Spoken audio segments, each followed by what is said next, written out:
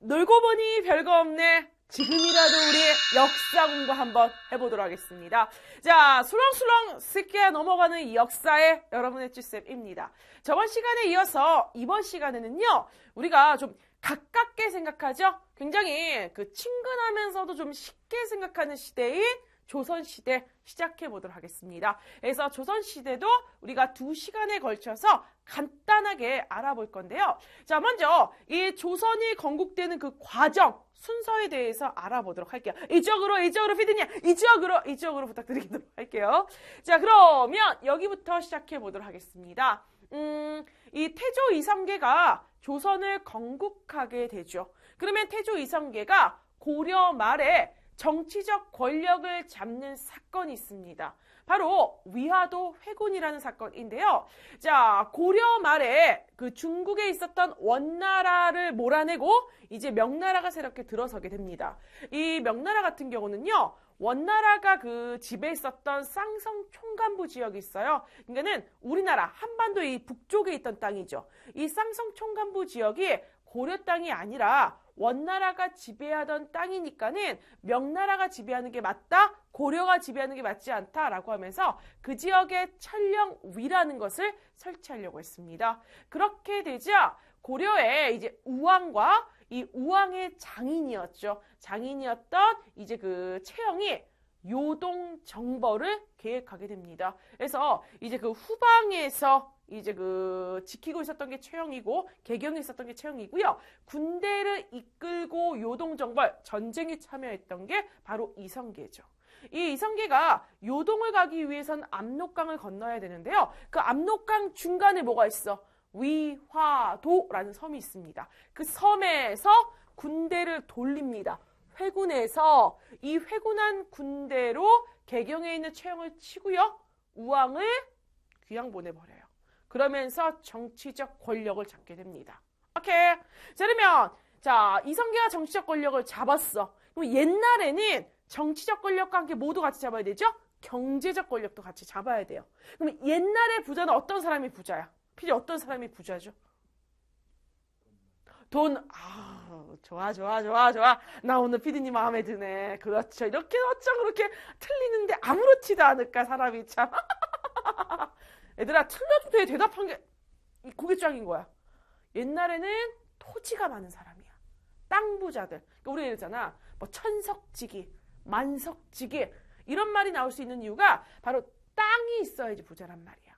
그래서 경제적 기반을 장악하기 위해서 자, 과전법이라는 토지 제도를 실시해서요. 이성계를 지지하는 신진사대부들에게 토지를 나눠주게 됩니다. 그러면 정치적 기반을 장악하게 되고요. 경제적 기반을 장악했죠. 그 다음에 얘들아, 그 신진사대부라는 사람들은 성리학을 공부한 사람들이야. 그 신진사대부 중에서는 자, 새로운 국가를 건설해야 된다라는 혁명파 신진사대부가 있고, 아니다, 고려가 썩긴 썩었지만 썩은 것만 도려내고서는 다시 고려를 이끌어가자라는 온건파 신진사대부가 있었습니다. 자, 이성계가 온건파 신진사대부를 제거하게 되죠. 그때 정몽주가 얘들아 철퇴에 맞아 죽는 거야. 그래서 어떻게 됩니까? 그 개경에 있는 선주교에 아직도 그 정몽주의 피가 묻어있다고 하잖아. 뻥인 것 같아요. 빗물에 씻겨. 그러니까는 그 정몽주의 죽음이 되게 억울하다. 그런 것들을 표현하려고 했던 것 같아요. 선생님이 통일이 되면 개경에 가서 선주교에 있는 그 정몽주의 피를 닦아보면 그 문화재 훼손이겠죠. 난 그런 거 안 할 거야. 왜냐면 나는 그 이집트의 피라미드? 그 이집트 문화재 중국 애들이 거기에 나 왔다 갔으면 이렇게 낙서하고 간대잖아요. 얼마나 창피한 거야. 나는 쳐다만 볼 거예요, 여러분. 그래서 선주교를 가서 보고 싶어. 왜냐면 진짜 그 피가 있는지. 나 혼자 가진 않고요. 그거 있잖아. 일요일마다 하는 그 미스테리한 거 나오는 거 있잖아요. 뭐지, 아침에 일요일 오전. 서프라이즈 팀하고 같이 갈 거야. 진짜 이 피가 그 피냐고. 네, 여러분. 그래서 자, 온건파 신진사대부를 제거하면서 자, 1392년에 드디어 이성계가 왕의 자리에 앉으면서 조선이 건국됩니다. 조선을 건국할 때 수도는 어디였냐면요. 개경이었어요. 그래서 새 나라에는 새로운 수도가 필요하겠죠? 리프레시하기 위해서. 그래서 자, 수도를 어디로 옮깁니까? 바로 한양으로 옮기게 돼요. 이게 1394년의 일이 되겠습니다. 너희들 지금의 경복궁 있죠? 원래는 거기를 경복궁으로 터로하려고 하지 않았고, 얘들아, 지하철 2호선에 보면 왕십리역이 있어요. 원래는 거기에 경복궁을 지으려고 했었어. 원래는.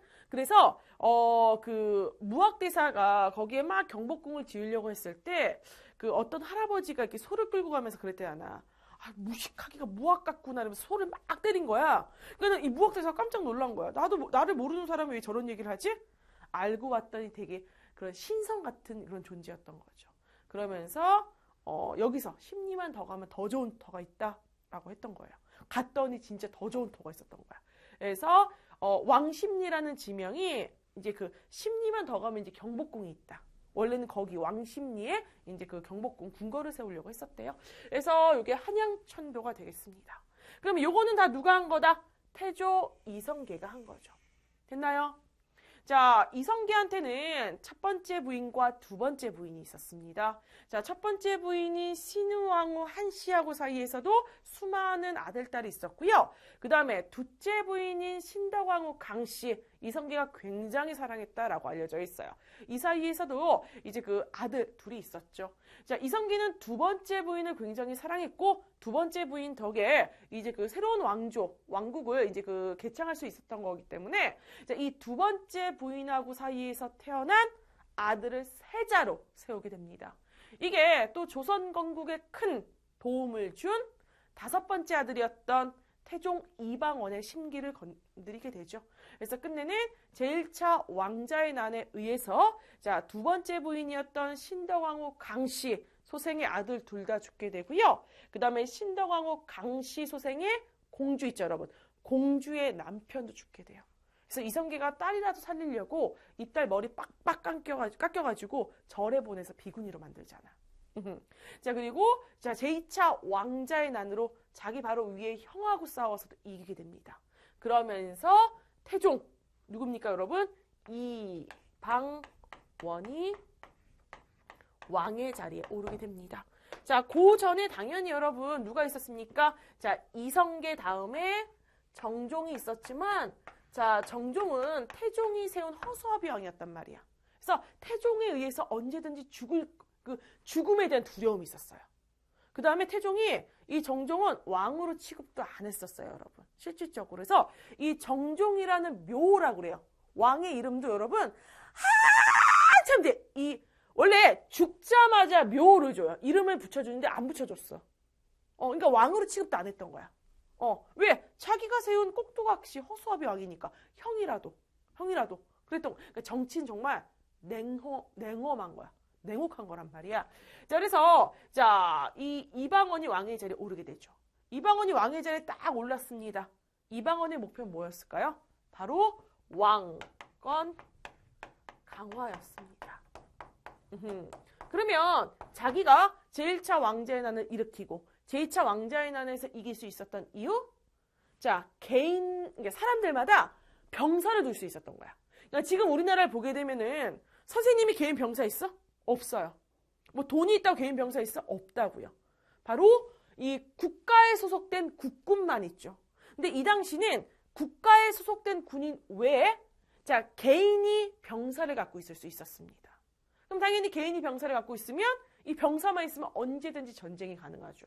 그러면 언제든지 힘만 기르면 왕한테 대적을 할 수 있어서 왕을 쫓아내고 자기가 왕의 자리에 앉을 수 있단 말이야. 그래서 어떻게 하냐면요. 개인 병사인 사병을 없앱니다. 혁파해요. 다 국가의 군대로 들어가게끔 만들어요. 그리고 이제 세금을 확실하게 걷기 위해서 어떤 마을에 누가 사는지 이제 파악을 하게 됩니다. 그럼 중요한 게 얘들아 세금은 토지를 갖고 있는 사람이 토지세를 내기도 해요. 그 다음에 이제 그 눈에 보이는 물건인 공납으로 내기도 해요. 그 다음에 또 하나 뭐가 있냐면 노동력으로 내는데 이 노동력은 남자가 내는 거란 말이야. 그래서 어떤 마을에 누가 사는지 자 이것을 파악을 해서 그 남자들에게 신분증을 주게 됩니다. 그 신분증을 뭐라 부른다? 호패라고 하거든요. 그래서 호패법이라는 것을 실시하게 되죠. 됐나요? 지금으로 따지면 주민등록증이야, 주민등록증. 그래서 호패법. 자, 그 다음에 태종 다음에 누가? 바로 세종이 왕의 자리에 오르게 됩니다. 자, 이 태종, 이 이방원은요, 자기는 무력으로 군대를 통해 왕권을 강화시켰던 거야. 그렇다면 나의 아들인 세종만은 자, 군대를 통해 왕권을 강화시키는 게 아니라 나라는 군대만 강해도 안 돼. 문화도 발전돼야 될 것 같은 거야. 그래서 나의 아들인 세종은 무엇을? 문화를 발전시키기 바랬고요. 그게 딱 맞아 떨어져요. 그래서 세종 임금 때 유교 문화가 꽃피우게 되고요. 그 다음에 유교 정치를 행하게 되겠죠. 됐나요? 그래서 유교 정치의 대표적인 게 뭐냐면 임금이 정치를 할 때는 백성을 근본으로 해야 되는 거야. 그럼 백성이 나라의 근본이야? 자, 백성의 대부분이 농민이죠. 그럼 농민이 잘 먹고 잘 살려면 농사가 잘 돼야 되겠죠. 그래서 농업을 발전시키기 위한 각종 서적과 그 다음에 과학 기구 같은 걸 만들게 되고요. 백성을 위한 글자인 무엇을? 훈민정음을 창제하게 됩니다. 그 다음에 이 훈민정음 창제에 큰 공헌을 했던 우리가 기구가 어딥니까? 부서가 바로 집현전이라는 거죠. 그래서 이 집현전 같은 경우는 자, 세종 임금을 도와서 막 학문 같은 거 연구하고 이랬던 곳이란 말이야. 됐나요? 그래서 이 세종 임금의 책측근들은 다 집현전에 포진되어 있다라고 할 정도였어요. 자, 근데 세종 임금한테는 첫 번째 아들이 있었죠. 그가 바로 문종입니다. 문종은 정말 공부만 좋아했어. 하다못해 그 사춘기 때도 얘들아 보통 우리가 사춘기 때는 이성에 관심이 생기잖아. 이성에 관심도 없었어요. 선생님이 나중에 체크 수업할 때 자세하게 얘기해 줄게요. 문종은 그 조선 역사상 부인이 동성애로 쫓겨나고 그 다음에 이제 그 남편의 사랑을 받으려고 이상한 거 있잖아요. 이런 거 있잖아요. 쥐꼬리를 태워서 남편한테 먹이면 사랑을 받는다. 이런 비방 같은 거 써서 쫓겨나게 돼요. 그 다음에 세 번째로 맞는 세자빈 같은 경우는 아들인 단종나타가 죽게 되고, 그러니까 여자복도 없었고, 근데 여자한테 관심도 없었어.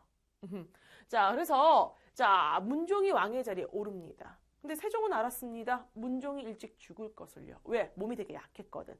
그래서 이 집현전에 있는 자기의 채측근들한테 자 문종의 아들이었던 단종을 부탁합니다.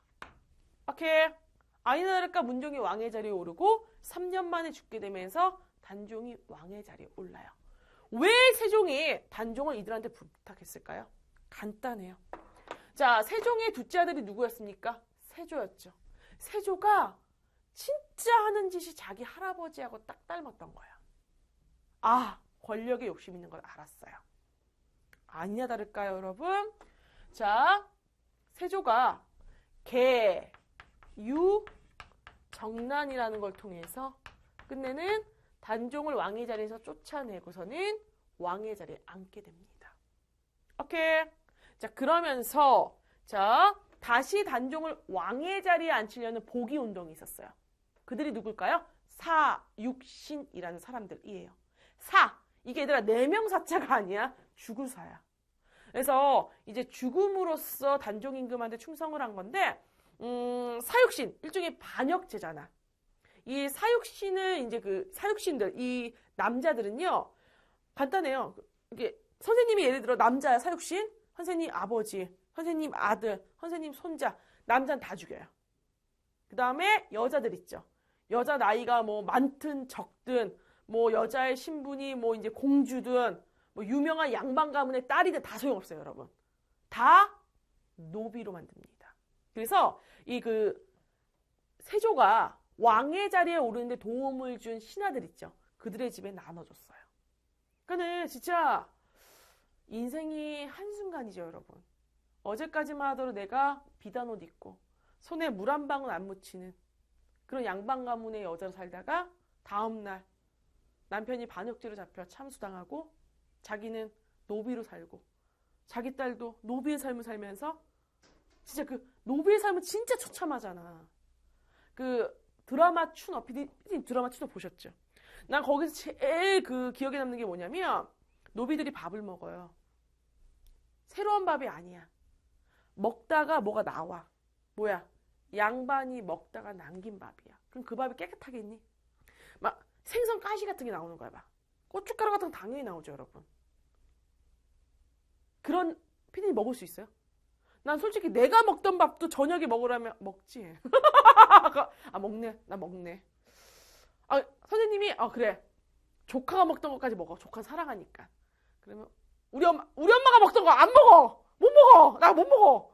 내 남동생이 먹던 거 진짜 못 먹어. 못 먹어. 난 못 먹어. 피디님은요? 못 먹어. 그렇죠? 그런 삶을 살았던 거죠, 여러분. 그래서 anyway, 자, 세조임금입니다. 세조임금은요, 그 사육신의 대부분이 집현전에서 났어요. 그래서 집현전을 폐지합니다. 오케이. 어렵지 않죠? 자, 그 다음에, 자, 경국 대전 있죠, 여러분. 이 대전의 편찬을 시작합니다. 스타트! 시작한다라는 거죠. 자, 세조임금한테는 아들이 둘이 있었습니다, 여러분. 자, 첫 번째 아들, 세자 자리에 앉았다가 일찍 죽어요. 그래서 단종의 엄마인 현덕왕후의 귀신이 죽였다는 말도 있었어요. 그 다음에, 자, 일찍 죽으니까 둘째 아들이 다시 세자가 됩니다. 근데 이 둘째 아들이 예종이거든요. 왕의 자리에 오른 지 1년 2개월 만에 죽어요. 그래서 벌 받았다는 얘기가 되게 많았어요. 그래서 끝내는 자, 첫 번째 아들의 두 번째 아들이었던 성종이 왕의 자리에 오르게 되죠. 자, 이 성종은요, 자, 요 집현전을 부활시킵니다. 뭐라는 이름으로? 홍문관이라는 이름으로 부활시키고요. 자, 그 다음에 무엇을? 이 경국대전의 편찬을 완성합니다. 자, 경국대전은 법전이야. 드디어 조선이 법다운 법을 갖게 되고 이 법의 내용은 유교에서 중요시 여기는 스타일의 법들이야. 예를 들어 효도를 해라 뭐 이런 식의 법이 있는 거야. 그래서 유교식 법전이다라는 거. 그러니까는 조선이 유교 통치 국가임을 보여줬던 거죠. 그래서 이렇게 선생님과 함께 조선 정기 함께 공부했어요. 그러면 조선 정기에 우리가 대외관계 볼 건데 조선 정기 중국에 있었던 나라가 어떤 나라죠? 명나라입니다. 명나라야. 그러면은 조선을 세운 사람들은 신진사대부란 말이야. 이 신진사대부들은 성리학이라는 유학을 공부했는데 유학은 기침을 하더라도 다 이유가 있어야 돼. 제가 이유가 있어야 돼 다. 그러니까는 행동 하나하나에 다 이유가 있어야 돼. 이걸 뭐라 부르냐면 대의명분이라고 해요. 이유가 있어야 행동한단 말이야. 오케이. 자, 그러면은 자, 대의명분이고 그다음에 이 성리학에서는 상하관계를 확실히 해요. 둘이 있잖아? 무조건 위아래를 갈라. 그래서 윗사람을 존경하고 아랫사람은 그 윗사람을 따라야 되는 거예요. 오케이. 상하관계를 확실히 하고요. 그다음에 뭐라 그럴까? 이 그 문화민족과 야만족. 그러니까 모든 걸 그렇게 나누는 거야. 그래서 문화민족한테 하는 행동, 야만족한테 하는 행동이 다르단 말이야. 자, 조선정기는 그런 원칙이 철저하게 적용된 사회입니다. 그래서 어떻게 되냐면요, 여러분. 사대라는 것은 명나라한테 한 거예요. 오케이?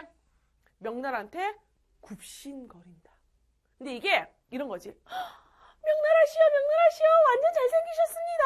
짱이십니다. 이런 굽신거리는 게 아니라 자, 명나라한테 굽신거려. 그럼 명나라가 윗사람이잖아. 봐봐. 선생님이 아유, 명나라시여, 자, 이거 선물입니다. 해서 분필을 해요. 명나라가 받아. 이걸 조공이라 불러. 그러면은 받고 입 씻어야 돼? 되게 없는 행동이야. 그거는 윗사람으로서. 선물을 내려야 돼요. 그럼 봐봐.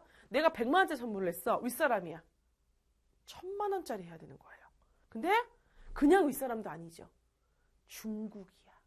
1000만, 10억짜리 해요. 그러니까는 이게 꼭 손해본 장사가 아니었다는 거죠. 그래서 실리적 외교를 한 거야. 실제 이익을 따지면서. 오케이. 그 다음에 교린입니다. 교린은 우리가 이제 명나라 이외의 민족한테 했던 거. 그럼 우리나라에 있었던 건 뭐냐면요. 여진족과 그 다음에 일본이 있었어요. 자, 이들은 이제 당근과 착직 우리가 이제 제도를 실시하게 됩니다. 그러니까는 강경책과 회유책을 같이 이제 실시하는 거예요. 둘 다. 강경책과 회유책. 자, 강경책은요. 여진족 같은 경우는 여진족이 우리나라 한반도 안에 들어와 살고 있었거든요. 쫓아내버리고 거기에 사근 육진이라는 걸 개척해서 우리나라 사람들, 조선 사람들이 살 수 있도록 해요. 그래서 자, 강경책, 여진족을 쫓아낸 거고요. 회유책 같은 경우는요. 자, 이 여진족이 말만 잘 들으면 조선하고 무역할 수 있도록 해줬어요. 됐나요? 그 다음에 일본도 마찬가지예요. 강경책은 자꾸만 왜구들이 나타나서 노략질 하잖아. 그래서 왜구의 소굴이 어디였냐면 쓰시마 섬이야. 그러니까는 지금 쓰시마 섬에 얘들아 사는 사람들은 왜구의 후손들일 확률이 높죠. 거기 근거 지역거든. 그래서 자, 이종무라는 사람을 시켜서 쓰시마 섬을 토벌합니다. 정벌해버려요. 강경책이죠. 회유책은요. 자, 일본이 말만 잘 듣잖아? 그러면은 세계 항구에서 무역할 수 있도록 해줘요. 부산포, 연포, 제포라는 해서 3포를 개항합니다. 그래서 이게 4대 교린이에요. 그럼 이제 피디님 저 잘렸어요. 좋아요. 반쪽. 얼굴 반쪽. 내가 언제 반쪽이 돼보겠어. 지금이나 되는 거죠, 여러분. 자, 그러면 이제 뭐를 한다? 중앙정치제도. 이 중앙이라는 거는 수도 한양, 왕이 있는 곳이라는 거죠. 그러니까는 왕 옆에서 이제 어떤 식으로 관리들이 나뉘게 되고 어떤 식으로 정치 있는지 보도록 할게요. 자, 왕이 있습니다. 그러면은 왕 밑에 의정부가 있죠. 제일 높은 기구다라고 할 수가 있어요. 자, 의정부에는 삼정승이 있습니다. 삼정승이 바로 영의정, 우의정, 자의정이죠. 자, 이들의 의사 정책 같은 게 이제 합의되는 거야. 그 다음에 육부에서 실질적인 일을 하겠죠. 응? 6조. 어우, 큰일 날 뻔했어, 얘들아. 6조. 아. 자, 고려 같은 경우는 어땠습니까? 이 성이었잖아. 자, 성 아랫 단계가 부예요, 여러분. 됐나요? 조선은 성을 안 써요. 뭐부터? 부부터 써요. 그래서 의정부와 6조가 있는 겁니다. 그 다음에 여기 볼게요. 자, 그 다음에 할 게 뭐냐면 사헌부는 자, 관리들이 일을 똑바로 하나 감시하는 거. 사간언은 자, 임금이 잘못된 점을 비판하는 거. 간언하는 거. 오케이? 임금이시여, 왕이시여, 그러시면 안 됩니다. 그렇게 먹으면 비만이 됩니다. 간언할 수 있어야 돼. 그 다음에 홍문관은 왕이 모르는 것을 알려주는 거. 그걸 자문한다고 그래요. 내가 이 부분 모르는데 이것 좀 알려주시오 라고 하면 홍문관에 있는 관리들이 책을 다 뒤져가지고 그거에 대한 정보를 왕에게 주는 거예요. 자, 이들은요. 왕을 뭐 할 수 있냐면 왕이 일을 똑바로 하나 왕을 견제할 수가 있어요. 됐죠? 자, 그 다음 볼게요, 여러분. 의금부가 있습니다. 의금부는 뭐야? 자, 역사 드라마 보면은 그 포도청 같은 데들아. 수령이 있는 데 보면은 포졸들 있죠. 포졸들. 사또! 알겠습니다! 네, 도둑을 잡겠습니다! 이랬던 포졸들. 걔네들이 아니라, 걔네들 말고 왕의 직속 기관이 의금부라는 곳이 있어요. 거기에 소속되어 있는 사람들. 그러니까 왕의 직속 일종 뭐라 그럴까? 경찰? 그러니까 이런 거야. 반역죄를 저지른 사람은 포도청 관리들이 잡으러 가는 게 아니야. 포도청에 있는 포졸들이. 의금부에 있는 포졸들이 잡으러 가는 거예요. 오케이? 그러니까 얘는 왕의 명령을 받아서 움직이는 애들이겠죠. 그 다음에 승정원은요. 왕의 비서기관, 왕이 하란 대로 하는 거예요. 그럼 얘네 둘은 뭘까요? 그렇죠?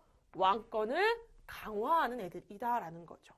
이거는 왕권을 견제하고, 자, 요 두 개는 왕권을 강화하는 것이다라는 거 알아두시고요. 유교에서 중요시 여기는 게 역사입니다. 역사를 통해 교훈을 얻어야 된다라고 생각을 해요. 그래서 춘추관은 역사와 관련된 업무를 보던 곳. 그 다음에 조선에서 가장 중요한 곳이 한양이죠. 그래서 한양에 대한 업무를 보던 곳. 지금으로 따지면 서울시청 같은 거야. 그래서 이게 한성부가 있습니다. 됐습니까? 이게 중앙정치제도예요. 그러면 지방행정제도에 대해서 해보도록 할게요. 전국을 8개로 나누고 도자를 붙였어요. 경상도, 전라도, 황해도. 오케이. 그 다음에 자, 우리나라 이렇게 있으면 자, 몇 개로 나눴다는 거야, 얘들아? 꼭 이렇게 우리가 제주도하고 독도 그려야 되겠죠? 8개로 나눈 거야, 이제 쉽게 말하면. 한놈, 두식이, 석삼, 너구리, 오징어 이렇게 8개로 나눴어요. 그러면 여기 안에서 또 나눠요. 뭐로 나눠? 좀 크면 부, 그 다음으로 크면 모. 걔는 가장 크면 부, 그 다음은 모, 그 다음은 군, 그 다음은 현이죠.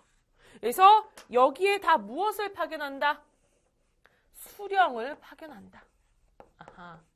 수령의 다른 이름이 사또. 됐나요? 변사또 할 때 그 사또. 자, 그 다음에 여러분이 알아둘 게 뭐냐면 고려의 현에는 수령이 파견되는 주연이 있고 파견되지 않는 속현이 있죠. 조선은 아니야. 다 파견해. 다 주연이야. 속현 따위는 없어요. 그거 알아두시면 되겠고요. 자, 그 다음 우리가 아까 전에 민본정치 무엇이다? 자, 백성민이야. 나라의 근본인 민본정치를 알 수 있는 게 바로 훈민정음 창제이다 라고 했어요. 지금 우리가 쓰는 우리의 글을 우리는 한글이라 부르죠. 한글이라 불리기 전에는 언문이라고 해서 무시당했어요. 말씀은 말한 때 쓰는 글자다. 근데 그 언문 전에 원래 이름은 훈민정음이에요. 그래서 한글의 원래 이름은 훈민정음이고 그 다음에 또 이 훈민정음의 사용법을 적어놓은 책도 훈민정음이야. 그러니까 한글의 원래 이름이 훈민정음이고 훈민정음이라는 책도 있다라는 거죠. 됐나요? 그래서 훈민정음. 아하. 자, 처음 창제될 때 28자였습니다. 현재는 4자가 없어졌어요. 왜? 언어라는 건 계속해서 바뀌는 거니까. 28자고요. 그 다음에 요거는 소리 글자예요. 뜻 글자가 아니야. 중국 같은 경우는 한자마다 뜻이 다 있어. 그래서 얘들아, 중국어를 공부할 때 최소한 몇 자를 알아야 될까? PD 몇 자를 알아야 될 것 같아요? PD 알아. 몇 자 알아야 되는지. 1000자. 그래서 1000자만 공부하는 거야. 맞아. 그래서 얘들아, 1000자야. 근데 우리는 28자만 알면 다 표현하죠. 그래서 자, 훈민정음 소리 글자이다라는 거 여러분이 좀 알아주시고요. 이 훈민정음 창제 덕분에 국문학이 발전할 수가 있었어요. 왜? 우리가 생각하는 걸 우리의 말로 자유롭게 표현할 수 있는 거야. 너희들, 자, 우리의 말, 하늘이 시푸르 둥둥둥둥 하다. 나의 마음은 이상하게 찌뿌르딩 하는데, 이거를 쓰는데, 영어로 쓴다고 생각해봐. 푸르둥둥 어떻게 쓸 거야? F로 쓸 거야? 아니, P로 쓸 거야? 푸르둥둥, 이렇게 되나? 왜요? 나 대졸이에요. 나 교양영어 들은 사람이야. F 발음. F. 교양영어 하니까 그게 생각나요. 어떤 단어를 지정을 해서 그 단어를 가지고 동의어, 반의어, 그 다음에 뜻 설명하는 게 있었어요. 3명이 한 팀이 돼서. 우리 팀 뭐 했게요? 마더 했어요, 마더. 그래서 재수강 다시 하라고. 다시 해오라고. 그때가 생각나네요, 여러분. 자, anyway. 자, 여기서 우리나라 말하는 거. 우리나라 문학이 발전하는 계기가 되었습니다. 되셨나요? 요걸 보더라도 백성을 위한 정치를 누가? 세종대왕이 한 걸 알 수가 있고요. 그 다음에 세종대왕은 자, 백성의 대부분이 농민이란 말이야. 이 농민들이 농사 지을 때 도움이 되라고 과학기구 발전도 시키게 됩니다. 그래서 자, 세종 임금 때 만들어진 과학기구. 이거 다 세종 임금 때 만들어진 거야. 먼저 앙부일구예요. 얘들아, 양부일구 아니야. 앙부일구야. 이거는 뭘까요? 태양을 우러를 본다. 그래서 자, 이렇게 우리가 타원, 그러니까는 축구공을 발 잘라놓은 모양이야. 그래서 태양을 바라보고 있죠. 그래서 앙부일구예요. 그러니까는 해시계. 이거 해시계예요. 글자를 모르는 백성도 읽을 수 있도록 하기 위해서 어떻게 되어 있냐면 시간을 글자로 표현하지 않고 그림으로 표현했어요. 그래서 그게 이제 앙부일구고요. 자경루는 앙부일구의 단점이 있죠. 흐리거나 밤에는 못 봐요. 그래서 자동 물시계. 언제나 시각을 알 수가 있어요. 천의는요. 자, 이거 천체관측하던 거. 근데 이게 조금 보기 복잡하기 때문에 그거를 간단하게 보던 버전이 간의. 둘 다 천체관측이에요. 그 다음에 칠곡이는요. 농사 지을 때 비 오는 거 너무 중요하죠. 특히 우리나라는 여름철에 많이 오고 나머지 계절 안 온단 말이에요. 그래서 칠곡이 비가 얼마나 왔는지 측정하던 거예요. 됐나요? 그래서 이렇게 선생님과 함께 우리가 내용 정리 간단히 해보았습니다. 어렵지 않으셨죠? 그렇죠? 자, 항상 지금 우리가 이 방학 특강에서 추구하고 있는 건 술렁술렁이야. 막 이런 느낌이 아니라 이런 느낌이죠. 다음 단계 넘어가요. 자, 얘들아, 쌤과 함께 마무리해볼게요. 이것만 받아 먹으면 된다. 꿀떡꿀떡. 자, 여러분. 자, 조선 건국 과정은 아셔야 돼요. 요거 순서대로 알아야 된다라는 거 잊지 마시고요. 자, 보게 되면 먼저 뭡니까? 위화도 회군으로 이성계가 정치적 실권을 장악하게 되고요. 자, 그 다음에 과전법을 통해서 경제적 기반을 마련하게 되죠. 그래서 이 두 개를 바탕으로 해서 조선을 건국하게 됩니다. 이거 연돈 좀 외워주셔야 돼요. 몇 년입니까? 1392년. 자, 그리고 나서 자, 수도를 어디로? 한양으로 천도하게 돼요. 됐나요? 그러면 조선 정계, 우리가 외교 관계는 무엇이다? 바로 사대교린으로 우리가 말할 수 있는데, 사대는 명나라, 교린은 여진과 일본을 말하고요. 자, 교린 정책은 강경책과 회유책을 같이 썼다라는 거 그거 알아두시면 되겠고요. 자, 그 다음에 중앙정치 제도에서 우리가 왕권을 견제하던 게 뭐가 있습니까? 사헌부, 그 다음에 사간원, 그리고 홍문관이 있습니다. 자, 이 홍문관은 언제 때? 자, 집현전이 세조임금 때 없어졌다가 그 다음에 이 성종임금 때 홍문관이라는 새로운 이름으로 나타나게 된 거예요. 그래서 요 세 개가 우리가 견제하던 곳이고요. 자, 강화하던 곳은 어디입니까, 여러분? 의금부. 자, 그리고 승정원이 있겠죠. 됐나요? 사헌부는 관리 감찰 같은 거. 사간원은 이제 그 비판. 우리가 똑바른 말, 간언 같은 거 했고요. 홍문관은 자문을 했다라는 거 그거 정도 좀 알아두시면 되겠습니다. 그래서 이렇게 해서 이번 시간에 배운 내용 우리가 마무리해 보았습니다. 자, 끝나고 나서 우리 복습은 진짜 딱 5분만 하는 걸로. 그럼 여러분 5분 동안 선생님을 계속해서 떠올리면서 복습하는 거 잊지 마세요. 쌤은 다음 왜 웃어? 아니, 나 마무리하려고 했는데 우리 빨리 끝내길 바랬을 텐데 다 피디님 탓. 자, 여러분 남 탓은 하면 안 되지만 오늘은 남 탓할게요. 피디님 탓. 자, 그러면 다음 시간에 만나요. 안녕.